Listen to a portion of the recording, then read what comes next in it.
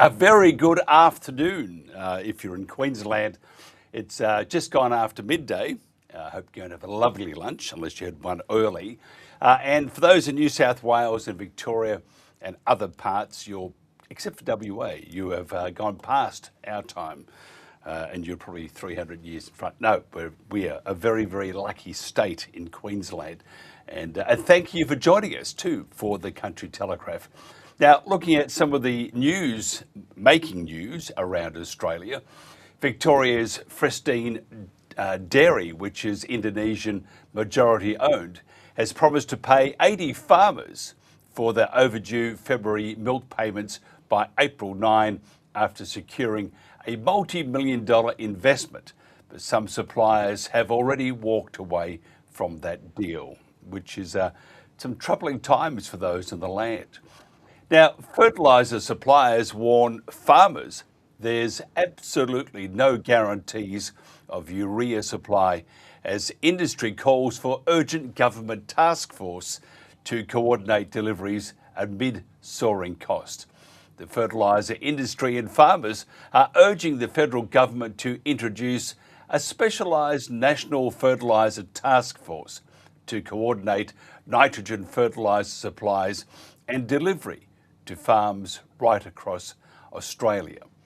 1 in 4 Australian vegetable growers have opted to reduce or stop planting in the face of soaring diesel and fertiliser cost and shortages, which is not good for those at the supermarket.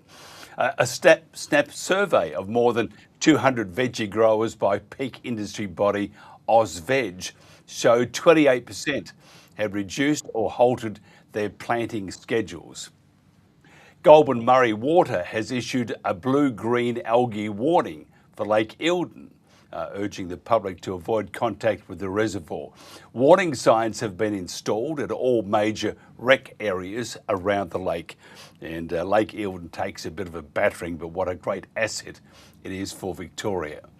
Greater Shepparton City Council has awarded a contract to Ag Vet Management Services worth more than $228,000 to support ongoing efforts to manage Queensland fruit fly across the region. It will fund the purchase and installation of fruit fly traps to improve monitoring and data collection across both urban areas. We'll come back with our guest at the Sydney Airport. Fingers crossed for this one. Maybe a Scotch and Coke or just a Scotch on the rocks would be fine. This is the Country Telegraph.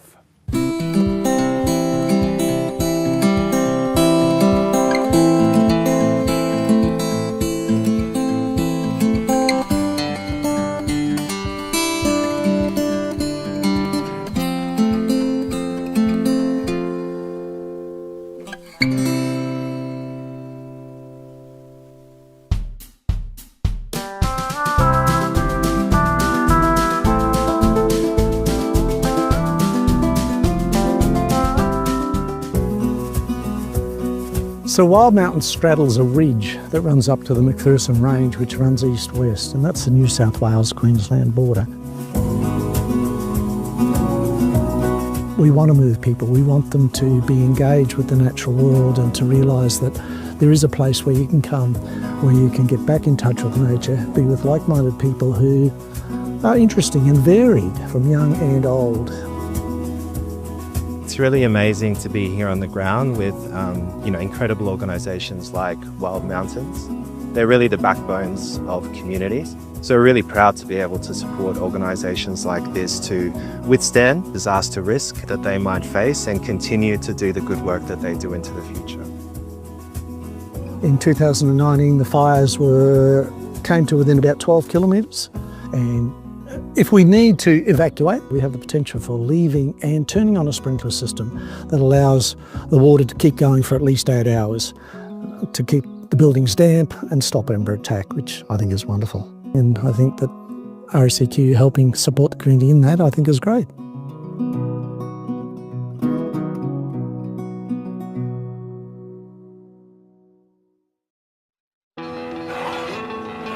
Buy Australian made and you're backing local jobs, a stronger economy, and the way we live right here Australian made, made right here.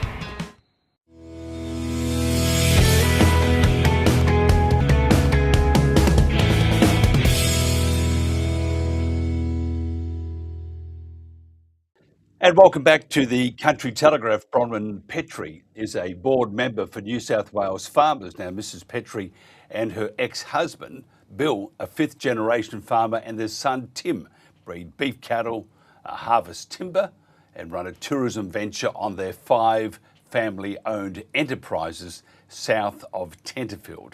Bronwyn, thanks for joining us. Oh, thank you, Mike. I hope everything works here. Yes, we have launch off. I'm just waiting to hear flight number, and you have to run to the gate. Otherwise, they might leave you behind. And it's so good of you to join us, and I thank you very much. Can you just tell us a brief history about your organisation? New South Wales Farmers is a state farming organisation with members across New South Wales, and we have branches across the state and regional representatives who set policy, and of course our annual conference is so important. We also have advisory committees, so I'm chair of the Conservation Resource Management Committee, so we would deal with things such as pests and weeds, native vegetation, public land management, mining, etc., and including water, though we also have a water task force. So that's part of my long involvement with native vegetation, and of course we live it on a daily basis up where our farms are near Tenterfield. New South Wales Farmers published a piece by Nick Savage called Native Vegetation Management, a critical time for critical thinking. What are farmers facing right now throughout New South Wales? What are some of the major issues besides, of course, the obvious, fuel? Yeah, and it's nice that maybe Minister Bowen might now learn that farmers only use petrol in motorbikes and pumps and chainsaws, and we need diesel, and we're not getting bulk diesel deliveries out on farm, but it is at least flowing to service stations. So in the native vegetation space, it goes back to the introduction of laws back in 1995, and they were onerous, prescriptive, and copped a lot of pushback from farmers because they weren't sensible, weren't practical. We faced 22 years of trying to get the settings right with successive governments and successive ministers.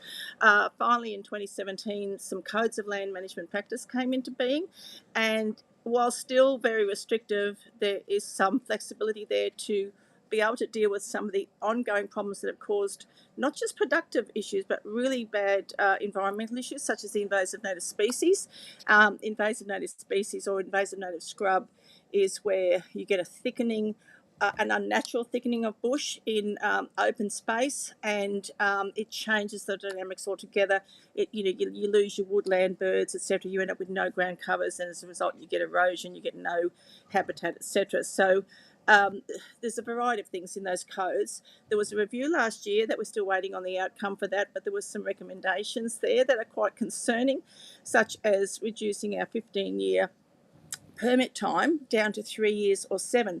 So that means farmers are really pushed to work very quickly, and they may have to ignore things such as weeds, feral animals, fencing that might need doing. You might have floods or bushfires just to meet that time frame. And local land services is drastically under-resourced, so that's an issue there. Currently, there's also the Natural Resource Commission review of those codes, and we'll be awaiting the outcomes of those.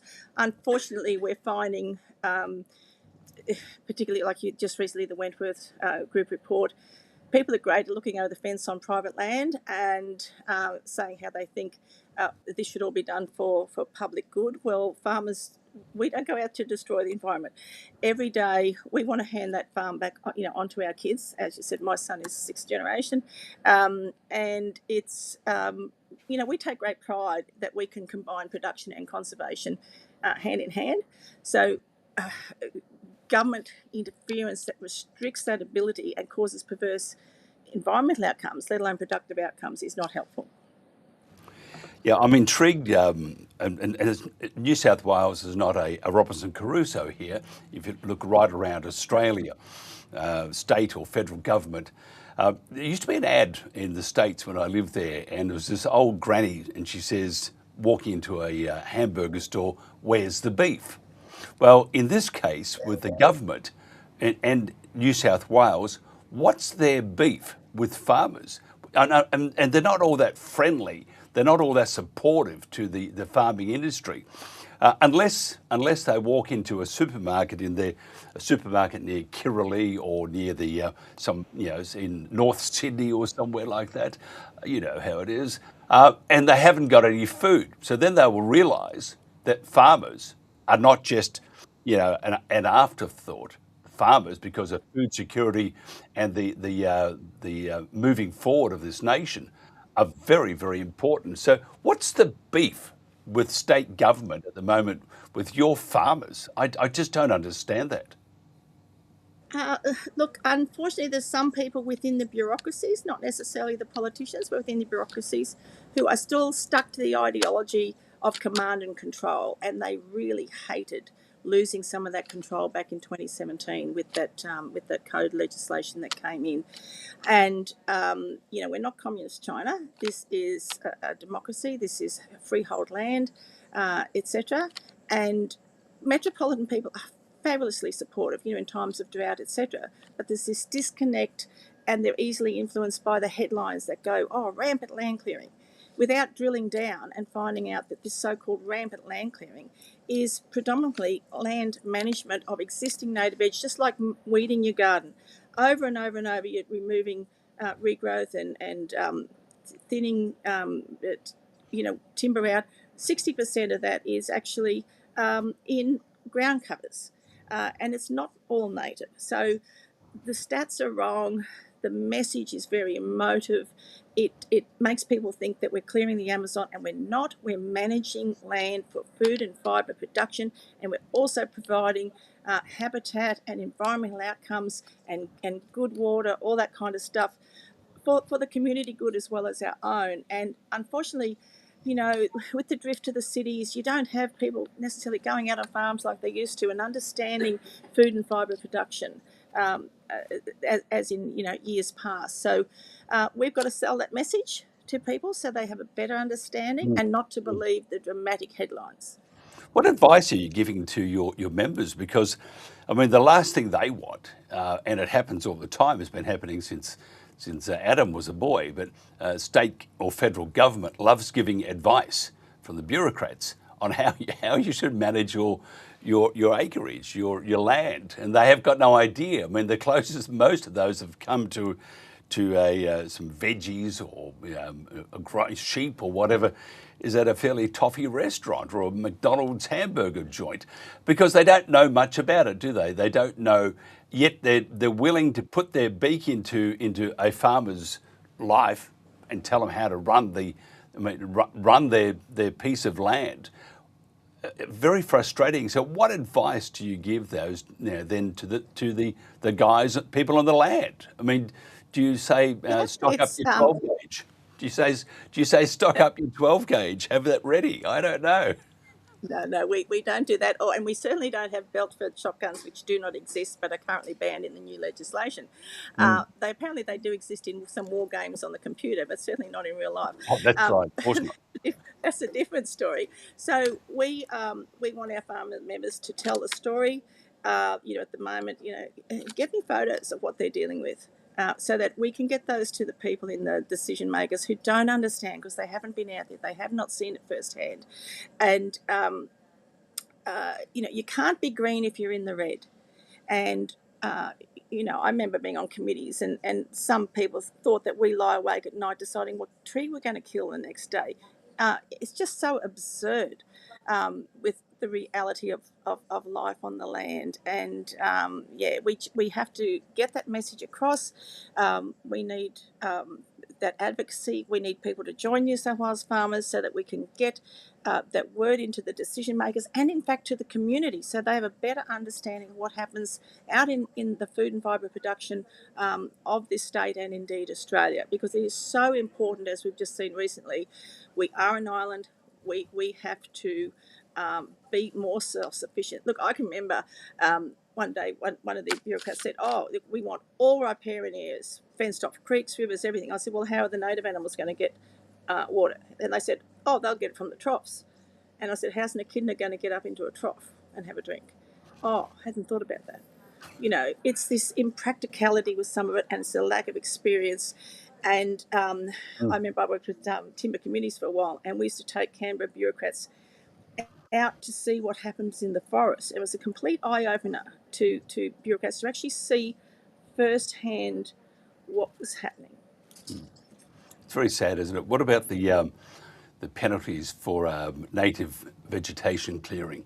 I would imagine the government needing a few extra bucks would make those fairly fairly heavy, to say the least. Can you tell us about that? And does it? I mean, it must worry farmers, because if they do what government wants them to do, then they're going to eventually the business will not be sustainable. It's not just the penalties, and they can be very extreme. So, actually, you have to prove yourself innocent. So we're far worse off. Farmers are worse off than murderers and pedophiles, because we don't have innocent until proven guilty. We have to prove that we are actually innocent. Not only that, it's then a criminal record. That means you can't do things such as be justice of peace, be on council, etc., etc. But the other thing that's happened just recently with the changes brought in the federal government with the Environment Protection Biodiversity Conservation Act, we've got legal removal of invasive native species in the western areas. That's really expensive to do this, but you have to do it if you don't want to have your land destroyed. Where some farmers have been issued a stop work order from the federal government, even though they've got the legal permit, and told that they've got to quarantine that land for 20 years. So it's just going to come up thicker than ever. Because there's seems to be no right of appeal. There's been no conversation with the state government officers to say, well, why were these permits issued? Because even though it's different legislation, I do know that local land services are really diligent when they do issue those permits. So there's just this quagmire of uncertainty that's happening as a result of that. So but the penalties are really very high. Interestingly, if you clear a hectare of certain vegetation, you've got a $20,000 penalty per hectare. But if you sign up to protect that in perpetuity on your land title, you get something like $100. So there's a complete reversal of value depending on the activity. So if you can, why isn't it equivalent? I go back to my original thing, 12-gauge shotgun. But anyway, that's, they don't really hurt anyway. They just give you a sting in the bum. Yeah. Just tell us quickly your thoughts on the Wentworth Group, which is involves Professor Tim Flannery, who said that Brisbane will be the first major city in the Western world that will run out of water. And that same year we had massive floods, who also bought, because of the rising water levels around the world, he also bought a house on the water. So he's not a very sincere person, it's more of opportunity. And I would see that the Wentworth Group probably, most likely is a group full of people that are there for opportunity. What would you say to them? He also said that we'd never see dams full again, and of course we went into those bad floods. Don't forget that one. But there are. Remembering the Wentworth Group was formed because they met in the Wentworth Hotel and decided to in Sydney and decided to form a group. There are some very reputable scientists in the Wentworth Group, including one who was previously Dr. Neil Byron, who did the 2014 independent review into native vegetation legislation in New South Wales, where he clearly identified that the laws had failed biodiversity, failed farmers, and had to change, and that was the genesis of the new legislation. However, we have other people like Ken Henry, etc., who are just saying, "Oh, we've got to save the world. We've got to lock up all the farms. They've got to, the farmers have to provide all this public good." At the same time, we've got public land where millions and millions of animals were incinerated in those fires due to very high Armageddon fuel loads. You've got to walk the talk, and it's all very well to be in ivory towers and ignore what is really happening. As I said, we're not communist China farmers need to be able to produce food and fibre for this nation and also for our exports. Our Premier, Chris Minns, said at our conference last year, he is looking to agriculture to help replace the coal royalties that they're going to lose in years to come, the 44 billion. So he's looking at 30 billion of that coming from agriculture. Agriculture needs to be successful. We need, in this cost of living crisis, we need to be able to produce efficient food. And food, you don't grow wheat, etc., under trees, and you certainly don't grow it where trees have invaded what were previously very open areas. So I think it's all very well to hop up and spout all this ideology, but not actually grapple with the reality of it, and somehow think that this is just all going to be great and the farmers are going to be able to afford to stay on the land. Unlike South Australia, who years ago were compensated for when their native vegetation was sort of taken by the state, this farmers, particularly in Queensland and New South Wales, they paid the price for Kyoto. That's the only reason Australia met its Kyoto targets, was on the back of the native vegetation of the farmers in Queensland and New South Wales, with no compensation whatsoever, and that meant that everyone else in society did not have to pay massively increased electricity prices or transport prices or anything like that. And that to us was theft, absolute theft of an asset which is on title. So get very frustrated when desk-bound academics create all this great ideas for saving the world, when they're really not saving the world at all. It's the farmers out there on the land who are saving the world. Well, the farmer is and has to be a great conservationist, has to be one that looks after the environment, because if they don't make any money. And really interesting, we had a guy on last week talking about fertiliser, and he does a very natural fertiliser. And he was talking to, and this is how things change. He was talking to this farmer who says, I use your stuff on my garden and it really goes great. And because he was whinging also, this farmer, about his crop wasn't all that great. And this fellow who runs this fertiliser company said, well, it's odd that you use this great fertiliser, which is natural, on your garden, and it's going at fantastic speed, yet you're using an inferior fertiliser on the stuff that keeps the roof on your head. Should that be the other way around? And it probably should be. Farmers are always evolving. They are looking at ways not to destroy the planet, not like the governments who want to destroy the planet to save it. They have to make sure that they look after the land they're on, because once it's gone, it's very hard to bring back. Bronwyn, it's always a pleasure to have you on. I have to say, this is the first time, but I would love to do more of this, because I think there's many, many issues that we need to look at. I think farming has become so complex, and most of that, in my humble opinion, is government-led. And I think we need to make sure that farmers are looked after, because they do a tough job.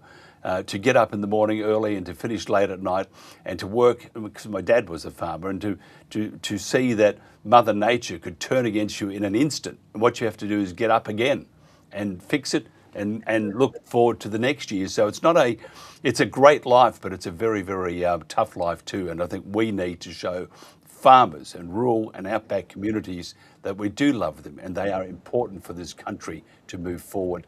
If somebody wants to get hold of you, Bronwyn, or your organisation, how do they do that? New South Wales Farmers is listed, but look, my own email is petrieb@newsouthwalesfarmers.org.au. By all means, reach out, tell me your story. Give me your examples of what invasive native scrub is doing to your properties and to the environment. As you said, farmers are great innovators. Zero-till farming changed so much with soil health, and it is a hard life. I remember my father-in-law, a new doctor, came along and he said, "Oh, you'd be retired now," and he went, "Oh, what's retirement?" But that's how it is. But there has been overclearing, but that has been actually at government behest. When leases were first taken up, they were told to clear down to 5%. Farmers actually had to fight to keep what they saw as good quality trees, etc.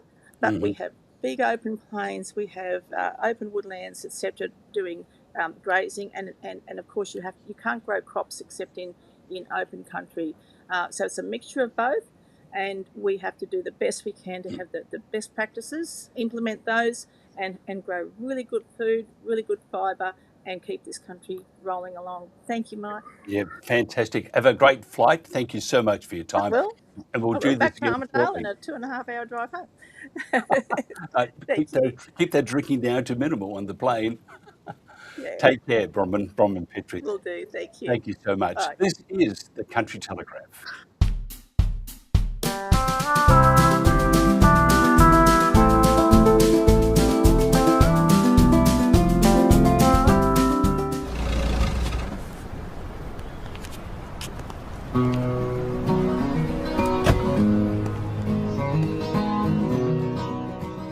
G'day, Troy Casadale here. I've been travelling around this country playing music for more years than I'd like to remember. I've spent a lot of time on stage, but I reckon I've spent more time on the roads getting to gigs. And honestly, I've seen worse behaviour on the roads than I've seen at any concert of mine, and often from people who have years of experience behind the wheel. It's probably been a while since a lot of us have really thought about our driving, so take a sec and think about what you can do to help keep yourself and others safe on the roads. Us mob are almost 3 times more likely to die in a road crash than the rest of the population. So let's change that. Drive safely.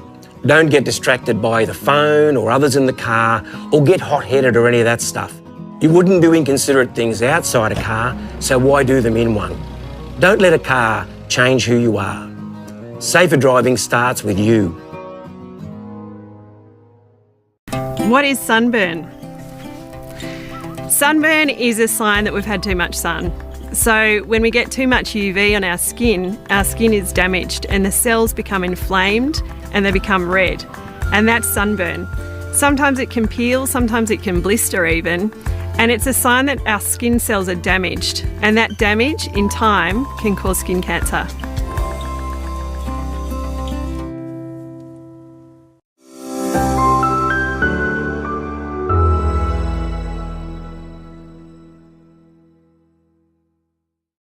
And welcome back to the Country Telegraph. Trevor Hold is the publisher of the Australian Advocate, which is excellent reading. And he's up at the front. He's taking on all sorts of irregularities in our modern world. As an entrepreneur, Trevor is involved in several business ventures, ranging through farming and ag, counselling, mental health, empowerment, and advocacy services. Trevor, thanks for joining us. Thanks for having me, Mike. It's great to see you again. Yes, those whiskers are getting longer. Yeah, I might have to trim them up a bit, but I let them grow wild just to put people off. That's all. No. Scare the children. I hate to wake up to you at midnight looking at that, and then wake up till midnight. So, look, tell us about what's in the April edition. Well, the April edition of the Australian Advocate paints a very stark picture of a nation under environmental, agricultural and policy strain. It has a consistent theme of systems designed for stability are now failing under real-world pressure.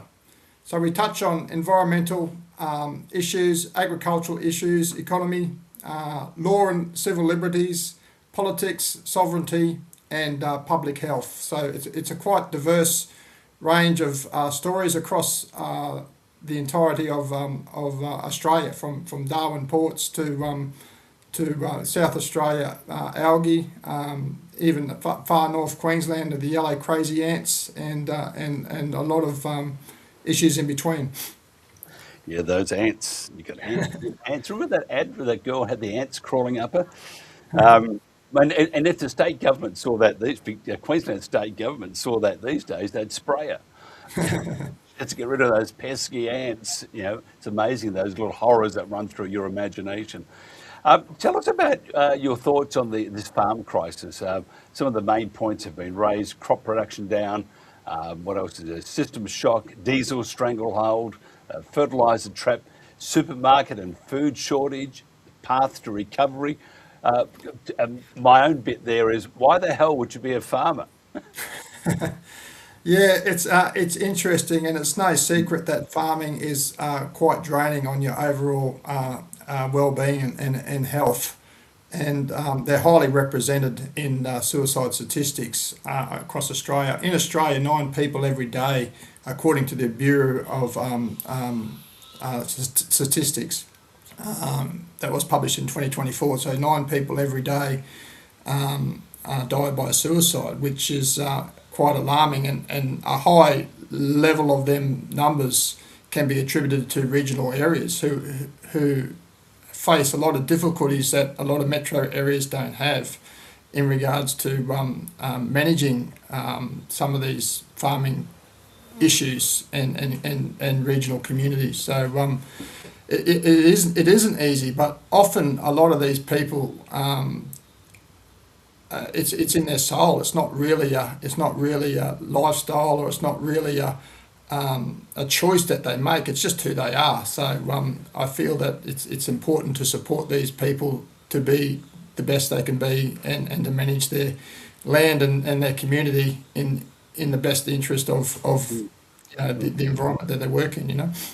Look, you've been through the ringer, and that's the understatement. And I would imagine that may continue, because there are organisations out there that are quite vindictive. We look in Victoria and New South Wales, but look at Victoria, where the state government can acquire land without consultation to implement its Let's Save the Planet policy by putting in interconnectors or windmills or solar farms or whatever. Tell us, because just from and because you've been through all sorts of stuff, what goes through a farmer's mind, and where can they go in their mind? How do they get out of this spiralling, just into a chasm of despair and obliteration? Because if government can come in and just say, we're taking that and bugger off, it would have to do terrible things to a person's mental health, wouldn't it? Yeah, and there's a few strategies that we talk about in regards to that, Mike. So basically what you're talking about are the 3 Ps, the enemies of optimism. The first P being permanent, and the second P being persuasive, and the third P being personal. So to put it in a nutshell, it's a type of thought process where you're thinking everything is shit, everything all around me is shit, it's always going to be shit, and it's all my fault that it's shit. And excuse the language, but that's what sort of is going on inside people's heads when things aren't working out, and a lot of people are taking the responsibility and the burden of situations on their own shoulder, and it's very difficult to separate the individual from the circumstance. So, we as individuals are not entirely made up of our circumstance that we find ourselves in. There are other elements to us as an individual. So the first thing that I suggest to my clients is we try to move away from and fight the 3 Ps of pessimism, the enemies of optimism, and that's by the first thing is by removing the permanent side of things. So it's the belief that it's not always going to be this way. There's steps you can take, and there's things will change over time. The sun will come up in the morning, and and things will be better tomorrow. So it's not going to be forever. So just trying to hold on to that fact that, look, we're going through a difficult time now, but it's not going to be forever. We're going to get through this, and trying to find support to help you think along them lines. Pervasiveness is about thinking that everything around me is bad, so that's why, nature walks or going around and just finding some exceptions to that, like seeing a beautiful songbird in the morning in the early hours in your garden chasing insects, it's a beautiful thing to see, or going for a walk and seeing a beautiful rose and with its petals or whatever. Even the miracle of life and looking at a tree in the forest, and just understanding that how that evolved and how that came to be is a miracle. So just trying to find some beauty around all the hardship and pain that you're experiencing with some of these draconian government decisions, and I feel that sort of helps. But separating yourself from your circumstances is probably one of the most things. It's not all your fault. Life happens, things happen. We're all humans. We all make mistakes. That's what definition of us as a human is. So trying to work through them 3 P's of pessimism and trying to find a support to help reinforce some of them thoughts to get you through them 3 P's and try to have a brighter look on it is very important. And to assist doing that, Mike, understanding your circle of influence can help as well. So there are some strategies, breathing strategies and some walking strategies and different things. Cold water on your face, cold showers. There's a lot of things that you can do, but ultimately, what we've got to try to do is come together as a community and support each other, because unfortunately these government decisions and these government, like Bronwyn was saying, these bureaucratic officers don't have a clue, and they don't consider any emotional toll they're having on the community. They've got their objective, they've got their blinkers on, and they're just focused on, this is what we got to do, and if we can't do this, we get a bigger hammer and we're going to whack you into line, and that's literally the thinking of them. So as a community and sticking together and trying to help each other, and one of the biggest failings that I know is these rural communities who need all the support they can get are lacking support services, even simple things like GPs or doctors or psychologists, counselling. A lot of these services are lacking in these regional communities, and that's where they're probably required more, because there's less job opportunities, there's less recreational activities, there's a lot of problems out there that obviously need addressing. So and that's why we set up Australian Advocacy Group. We're here to provide advocacy and services and try to help people through these difficult times, and that's why we've got the publication, the Australian Advocate, to try and raise awareness on a lot of these issues that are causing problems for millions of Australians right across the country. I'm just looking at one government and their limited services. Is quite ironical. The government will have a limited service there with maybe people to help with the your mental health, or whether you're down in the dumps or whatever. Yet it's government that, in many cases, that is creating this in the first place. So it's like someone saying, "I'm going to shoot you, but I'll also fix you because I'm a doctor," and it doesn't really make a whole lot of sense. The other thing too, remember the old days? They'd say, my dad and friends of the family and other friends would go through it, and they'd say, just man up, just put that aside and get back into it. That doesn't work, does it? Because the devil is still there, just hiding and lurking, and one day he'll come out even stronger and harder. Yeah, and I think that's the problem. There's still a stigma out there, and especially in the rural communities. So there's generational connections to the land there. I think your last guest was talking about six generations or something back, and that in itself creates stress and pressure, not letting down your legacy or of your family name, sort of thing. So there's a lot of perceived things that may not be real, but obviously if you're the 6th generation farmer and the farm runs out of money and can't be sustained on your shift, then obviously that's a lot of pressure that you've got to live with, isn't it? Like your granddad or whatever set it up or whatever all them years ago, and suddenly you're unable to sustain it, and that creates a lot of negative outcomes at all. But also too, because in these regional communities everyone does know each other and this and that, and if you do make a mistake or something happens within that community, then it's often amplified, because in the city and that, no one knows, you don't even know who your neighbour is, and everyone's just going about their life and this and that, and you got gym services and you got this and you got cafes and that to go to or whatever, and gossiping groups or whatever. It's a lot easier to make mistakes and not have to dwell on it, But in them country areas, there's a lot of factors that people don't realise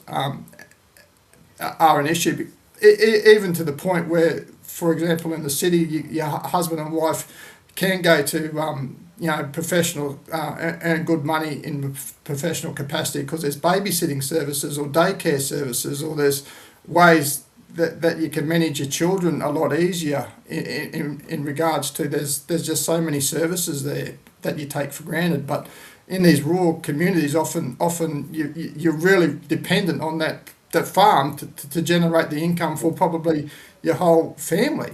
Not just your mum and dad, but probably some of the kids or some of the uncles, and everyone's sort of based on the success of that operation. So there's a lot of issues there, and it is very disappointing, but very well acknowledged by me anyway, and you said it too, that the main problems that are occurring are government driven, and you see on these ads about your mental health and on the TV, and they've got these mental health departments and all this stuff, but it's not helping them in their decision-making process, which is fundamental to having a happy population, isn't it, obviously?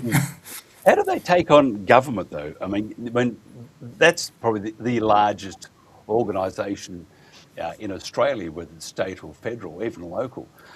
And when they come after you, you have to have your wits about you, and you've got to be very resilient. You have to be quite determined. Resilient.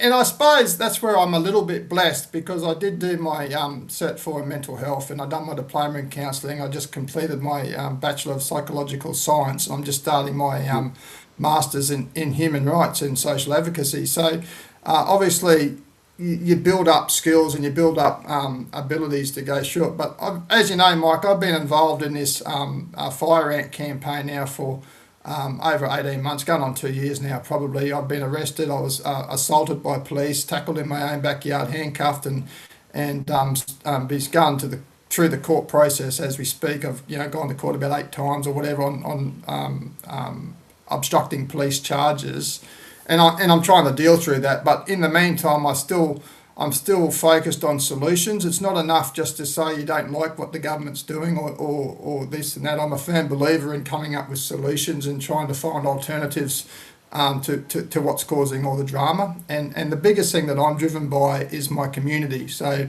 and if you've got your community behind you, then there's nothing they can do to hurt you. And it's just about understanding who you are as a person and what you're trying to achieve, because if you don't know who you are and what your values are, then the ABC is surely going to tell you. Like I've had ABC articles calling me a conspiracy theorist, even though I had commercial contracts with 2 internationally recognised universities working on alternatives to the toxic chemical approach that they were taking.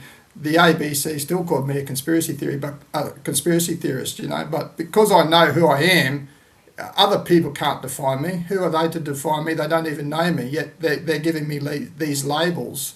And it's just trying to have the character about you and understanding who you are and what you're trying to achieve, that gives you the confidence that when these insults or when these narratives come at you in the public domain, then it's not so challenging to overcome, because you know in your heart who you are and you know what you stand for. And these people who don't even know you, who are trying to label you to discredit you as a person, rather than look at the issues that you're debating, they can't debate these issues on a practical level, so they go after the character, then that just shows that you're winning. So, and these are the things I tell all my clients and what I'm doing. So it's not easy to change bureaucratic, decision-making processes, especially when they're billions of dollars. The fire ant campaign is $1.2 billion over 25 years or whatever, and growing. But and it's probably very similar with the transmission lines and the net zero policies and that sort of stuff. But I feel as a community, we can do anything in regards to these policies, because that's what the government's here for, is for us, the people. So that's why I've gone down the social advocacy route, and I feel there's a lot of issues and a lot of help that I can provide my skills with to help other communities in a solution focused process. Yeah. Okay. Got to wrap this up, but tell me when does the next edition come out I know it's due soon. When? Yeah. We normally get them out before the second Friday of each month. That's when we try to. Often we'll probably sneak it out a couple of days earlier before that, Mike, if it's ready. But generally the second Friday of each month is when it's available. The publication link's on the thing, and then from there, I suppose we got some on the aagpilot.com website. You can actually subscribe to that website, and when we do a article on that, then you get the email, and we can pick several.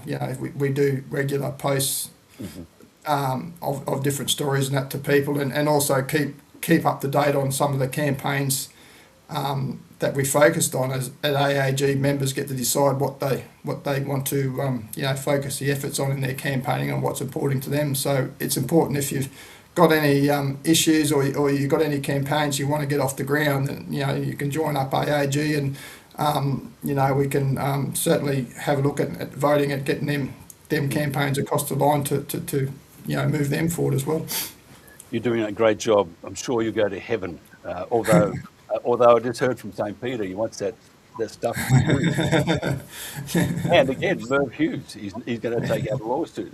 Someone's impersonating me. Look, Hold, always a pleasure. Thank you so much for your time. We'll do this again. I think you have some wonderful ideas and some solutions or start of getting better, because at the moment I'm sure there are many people on the land who are going, oh man, this is just too bloody hard. And it's very, very hard, but you got to, put your head down, your backside up, but you do need help. People do need help. And it's okay to ask. It's okay to ask for help. There are people here to help, and that's the biggest message that I want to. You're not alone. There are people here to help, and you don't have to take these issues on your own shoulders. Share the load, and we can all help each other through it. Ultimately, 3,500 people a year dying by suicide is not acceptable, and we need to get that better. Mike, that's my message. It's terrible. In fact, what we will do is we'll get on maybe in the next couple of weeks and just talk about that too, because that is a very highly unacceptable. And I think as Australians, we should be ashamed that number exists. Trevor Hold, thank you very much. Thanks very much for having me. No worries, guys. Thank you. See you. Bye. Beauty, thank you. Bye-bye.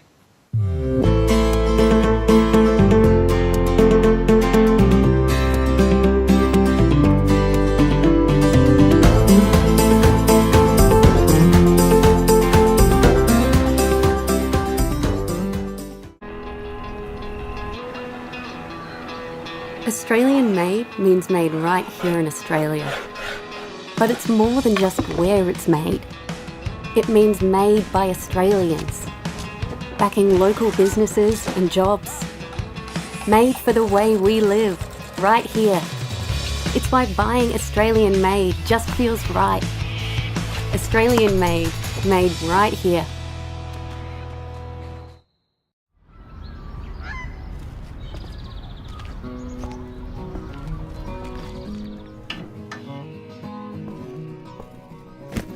Hi, I'm Scotty Prince, former NRL player for 16 years. I hadn't been playing for the Broncos very long when I lost my dad in a car accident. It was only a couple of weeks after my 21st birthday, and it was pretty difficult. I think about my dad every single day. None of us think it can happen to us, but you just never know. You might think you're a safe driver, but no matter how experienced you are, it's important to think about what you can do to keep yourself and others safe on the road. Sometimes being behind the wheel can bring out the worst in us, and we get angry and impatient and do stupid things. But don't let a car change who you are. Safer driving starts with you.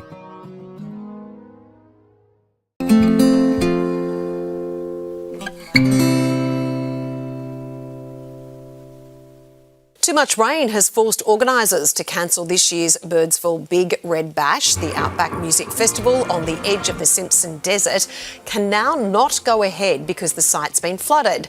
Unable to find a new location for the iconic event. It will be back though. There's good news for next year, and the majority of this year's great lineup have now committed to 2027. Ticket holders can request a refund, transfer their tickets to next year's festival, or even transfer them to this year's Big Bash in Broken Hill.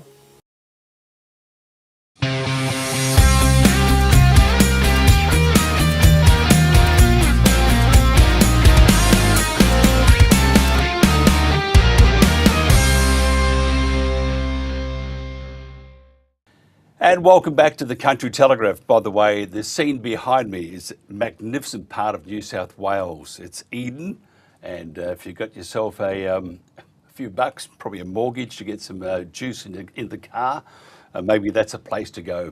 If you've got a diesel, you'll need 2 mortgages at the moment, but the government's working on that.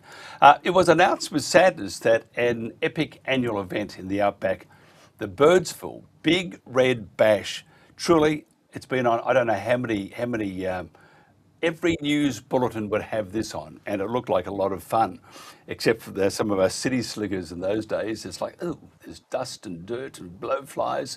Anyway, it's been cancelled. Greg Donovan is a trailblazing music entrepreneur who founded the hugely successful Birdsville Big Red Bash and the Broken Hill Mundi Mundi Bash, creating the world's most remote music with the Big Red Bash in the Simpson Desert and New South Wales' biggest outback event with the Mundi Mundi Bash. Greg, thanks for joining me.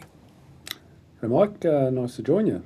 Yeah, you must be hugely disappointed. I mean, I would imagine the thousands upon thousands of people wanting to socialise with flies. They'd also be quite disappointed too. Yeah, it's pretty disappointing. So much work goes into putting one of these things together, and so much planning. It takes sort of months and months to put everything together. And we had the event was fairly much sold out. Over 90% of tickets were sold, so we were all ready to rock and roll. But Mother Nature had other ideas, and she sent things down in bucket loads, and nearly 2 years worth of rain in a few days, and that was it. The site's sort of underwater and unlikely to dry up, or won't dry up certainly by July when the event's on, and not enough time for us to be able to set it up, unfortunately. Mm-hmm. What about another area, another location? Was that possible, or just too tight? Yeah, look, it's too tight. It was getting fairly close to the event. There were we'd had looked at other venues around the sort of the desert in that area, but with all of the rain, most of the other places were very wet and soggy. They were very hard to assess whether or not they would even be suitable. And even when you get a new place, there's a lot of planning to do to actually get it set up and plan it all out and make it work, and all the logistics and so forth. So, and people really are heading out to Big Red. They go out there to go to the Big Red Dune. That's the highlight of the whole festival. You've got this massive 40-metre high dune in the backdrop of the festival. People go up and down there and watch the sunrise and the sunset. They do yoga up there and all sorts of stuff. Kids ride their boogie boards, and you just can't get that in another location. If we were to move it, for instance, into Birdsville, into the infield of the racetrack, it's pretty much just like a big paddock, and certainly wouldn't be the experience people are really looking for and driving all that way to get to. What about the history? Of the whole event. Birdsville itself, just with the races, it's always been it's been going on since Ned Kelly was a boy. Tell us about the this one. The history of it and where you see it heading towards.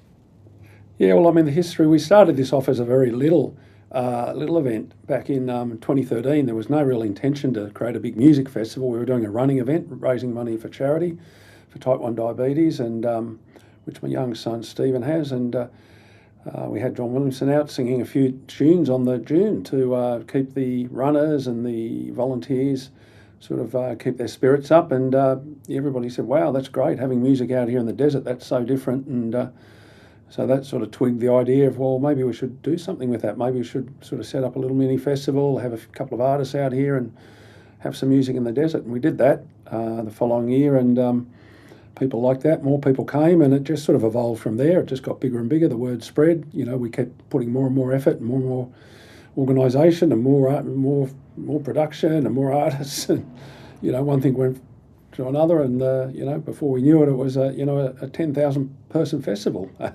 Nobody would be crazy enough to sort of just go out there and say, I'm going to start a 10,000 person music festival in the middle of nowhere. It just wouldn't happen. But luckily it just evolved, and it allowed it to get to where it is.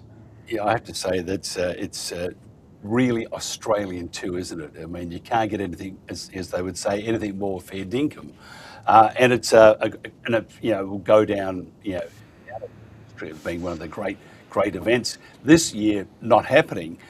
Next year, though, you're bringing most of the artists who were booked for this year are coming back. Tell us about the artist and they would have been disappointed. They all would have been disappointed. Absolutely, yeah. I mean, the artists look forward to getting out to Birdsville just as much as we do, and all the patrons. They love it, performing out in the desert. And we had a cracking lineup ready to rock and roll, and so yeah. But luckily, look, they've all been really accommodating, and just about all of them. I think there might be just one, possibly two, that may not be able to make it, and not because they don't want to. It's just because their schedule is already locked in for that time of the year, and whether they'll be able to rearrange that, they're looking at. But yeah, just about every artist has committed to come back, so that's been great, and we'll eventually get the thing done. What about the flies? Oh no, the flies are pretty good actually. I think you get a few flies when we're setting up when there's not many people around, but when 10,000 people arrive, they've got a lot more people to share themselves around. So they've all swallowed those flies. There's nothing worse than swallowing a fly, by the way. Let me tell you, terrible thing. But then you wash it down with some liquid, and it's all better mostly. Yeah. A beer generally. Yeah. Just tell us. I mean, because you're you're national, people would have gone to great effort to travel. I mean, it's not just a couple of hours away. It's for some it can be 2 nights getting there, and the audience wasn't just Australian. It was also you're starting to build from overseas. That's correct. I mean, most of the people who come, really it's a long way from anywhere. Really, I mean, it's sort of 700 kilometres from the nearest town, let alone from the capital city. So a lot of people, it's 2 or 3 days drive, and but people use the opportunity to build a trip around it. So they're going to the outback, they're visiting a whole lot of other places and towns and camping, and generally people will be doing a 2 or 3 week trip with the Big Red Bash sort of in the middle of all of that, and so it's a real tourism thing, and it brings so much tourism to such a broad area, in the outback, and that's the real benefit of the event to tourism and to the outback generally, and that's the real attraction for it. And the great thing about the fact that everybody who is at the festival, they're all in the middle of a holiday, and when you're in the middle of a holiday, you're generally pretty happy. So we've got a really happy crowd. Yeah, and also besides the rainfall, the other thing is they need something to put in their car to get from A to B, and that was diminishing. I mean, a lot of people use diesel for their vehicles, especially those going over some rough terrain, and others just with petrol cars. EVs would take you a year to get there. And so all these logistics that have come into it, and for it to be cancelled, I mean, you've got the catering, you've got the water. I mean, it's just enormous. What happens now? How do you wind that back? Yeah, well, I guess what we've done is we've talked to all the people involved with the festival in the lead up to the cancellation, just so that they were aware of it before it was publicly announced. But it was about 3 months away, or just over 3 months away, so that most people, at least having that much notice, were able to use that to look at their schedules and so forth. And we've obviously cancelled all of our supplies and that sort of thing. So we've done our best to.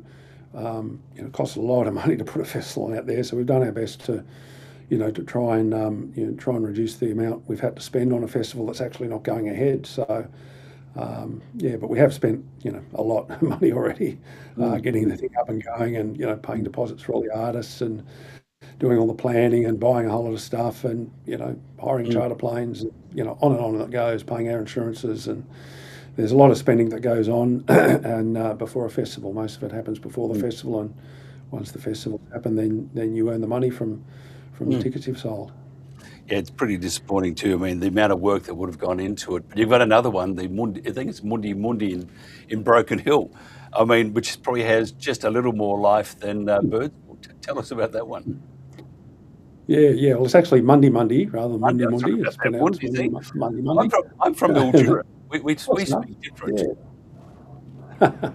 Yeah, Mundi Bash. It's it's another huge festival we developed off the back of Big Red Bash. We Big Red Bash was being so successful, we decided to do something similar, but in a place that's a little bit more accessible, but still in the outback, being Broken Hill. And it's become really popular because it is so accessible. And we're looking at, sort of a crowd of about 14,000 people or so. And again, that festival is probably over 90% sold already. It happens at the end of August, and we're still full steam ahead with that, organising that festival. And in fact, some of the people from the Big Red Bash have chosen, rather than get a refund, to take tickets to the Monday Bash and head down there instead in August. So a few people are taking that option. So yeah, no, it's another great festival, great lineup of artists. Some of them are similar to the Big Red Bash, but a lot of them are different, and we're really looking forward to that now. 14,000 people, that's a lot, isn't it? It is a lot, especially in a town like Broken Hill, which is, Broken Hill's a fairly decent-sized town, 17,000 people, but very historical place, and lots of businesses and facilities and infrastructure. But you're bringing pretty much the same population as there is in Broken Hill into it, for a few days temporarily. Yeah, Broken Hill. When I've been talking to my wife, I want to do a drive because we're on the Gold Coast where Lubra lips and Botox bottoms roam free. I want to do a drive and go through Broken Hill, go through, I think, Moree, and then Broken Hill into Adelaide, because it's an amazing place, Broken Hill.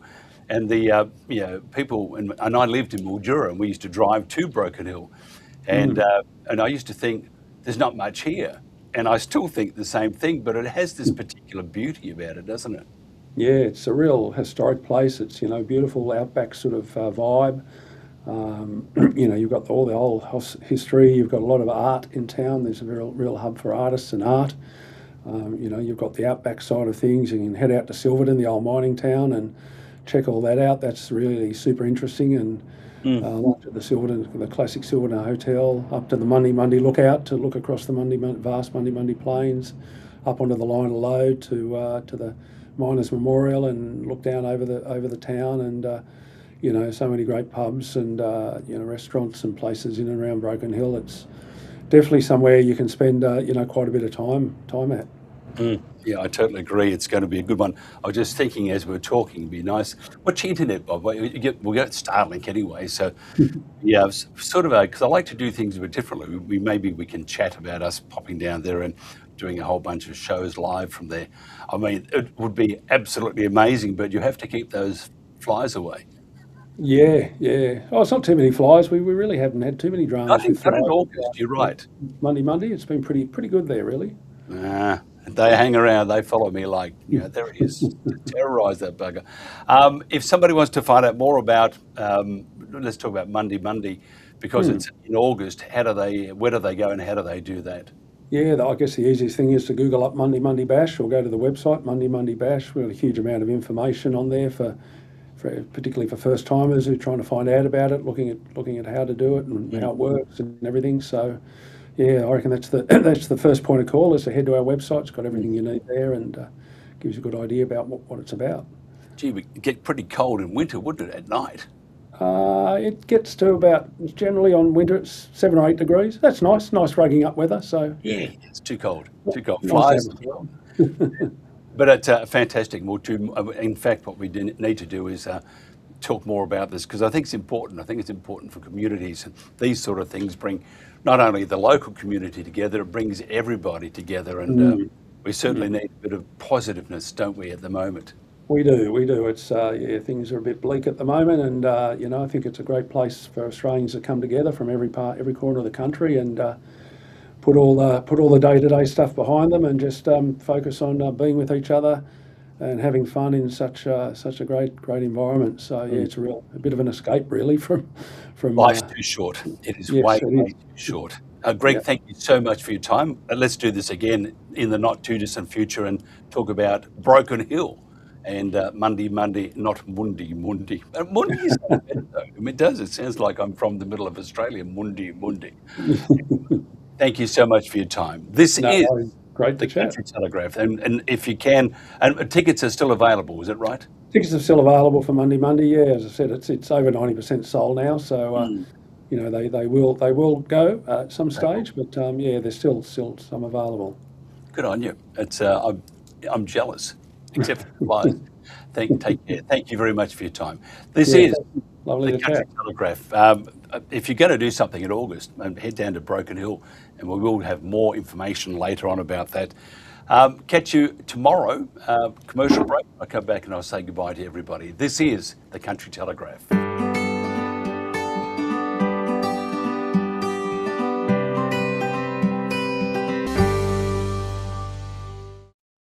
10 years ago, Aussie Dairy made a promise. A promise to protect our environment. A promise to provide the best care for our animals. A promise to build a healthier Australia. Since then, we've become global leaders in sustainable dairy production. But we won't stop there. We're taking action every day by putting initiatives in place across our entire dairy industry, because we promise to protect what matters most.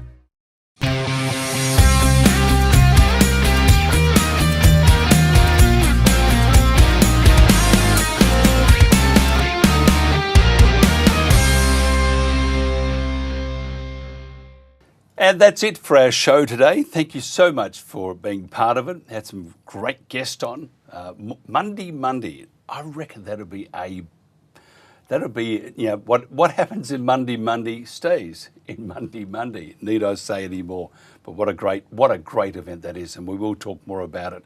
And I think it's important for not only the locals, it's also important for the whole country, and get rid of all that negativity we have at the moment, because there's a lot around. And if you're on the land, if you're living in a regional, rural, or living in the outback in an outback town, man, oh man, it's tough, but it's worth it. It's you have fresh air at least. Have a good one. I'll catch you tomorrow. Same bale of hay, same phone box. And be kind to your neighbours.